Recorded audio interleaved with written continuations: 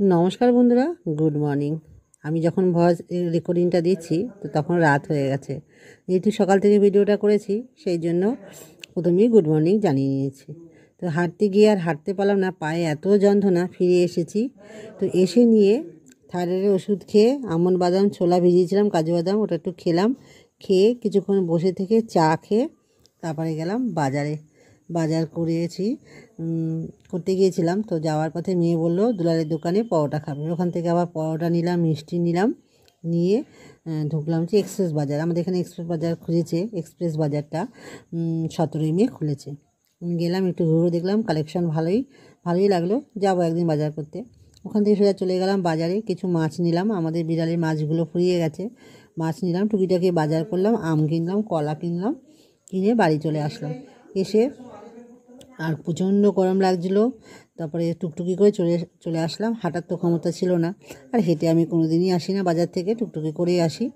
যাই হোক, হেঁটে এসে স্নান করে আমি পুজো দিয়ে নিলাম, আর ঠাকুরকে আজকে আম পেয়ারা দিয়ে পুজো দিয়েছি। পুজো দিয়ে নিয়ে সকালে টিফিনটা খেয়ে নিলাম, খেয়ে দুপুরে রান্নায় চলে গেলাম। আজকে রান্না করেছি মাছ, কাতলা মাছ করেছি ফুলকপি আলু দিয়ে, আর রান্না করে নিয়েছি চিচিঙ্গা। চিচিঙ্গাটা আমি রান্না করেছি পেঁয়াজ দিয়ে, কালো জিরে আর কাঁচা লঙ্কা ফোড়ন দিয়ে চিচিঙ্গাটা রান্না করে নিয়েছি। চিচিঙ্গা রান্নাটা দারুণ হয়েছিল খেতে, আমাদের বাড়ির সবাই খেতে ভালোবাসে, তাই চিচিঙ্গা রান্নাটা তাড়াতাড়ি করে নিলাম।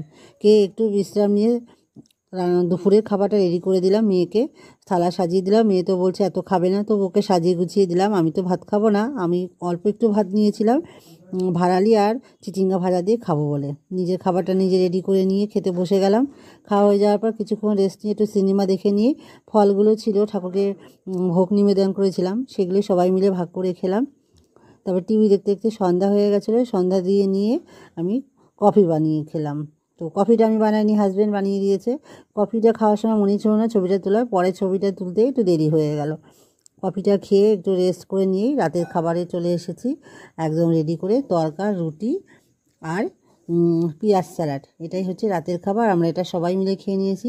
চলো, সবাই ভালো থাকবে, সুস্থ থাকবে, গুড নাইট। কালকে আবার দেখা হবে তোমাদের সাথে, টাটা।